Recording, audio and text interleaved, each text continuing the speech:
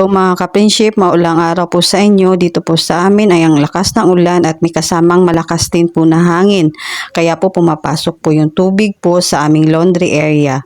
Kasi nga po ay may bagyo. Kaya ang lola niyo mga ka-friendship ay naglilimas ng tubig dahil sira po ang drainage ng aming laundry area. Kaya laban lang mga ka-friendship. Hindi na po kasi ako dito naglalaba mga ka-friendship doon na sa baba kasi nga sira yung drainage nito.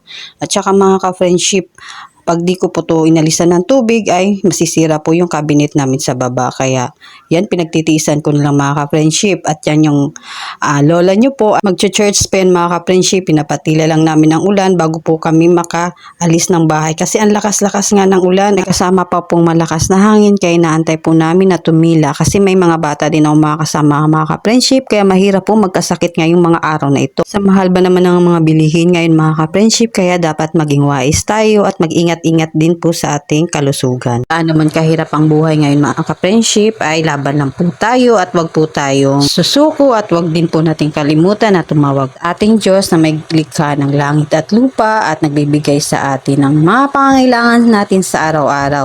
Lahat ng ito ay ating malalampasan mga ka-friendship na may kagalakan at ngiti sa ating mga labi. Kaya laban lang tayo mga ka-friendship habang may buhay ay mayroong bagong pag-asa na dumarating sa atin araw-araw. Ayan na po yung naipon nating tubig ulan mga ka-friendship. Yan, di ba ang dami-dami kasi nga ang lakas ng ulan. At yan mga ka-friendship, yung likod bahay namin kaya po pumapasok yung ulan kasi open po yung likod namin. At yan po mga ka-friendship, makikita nyo ay yan may ginagawa na po sa likod. Sana matapos na at para pag naulan ulit ay di napapasok yung tubig ulan sa amin. At yan po yung sinasabi ko mga ka-friendship, yung tulo na yan, galing po yan siya sa taas, doon po sa aming laundry area na hindi na po namin ginagamit. Diba nakikita nyo po na unti-unti na po siyang nabubulok.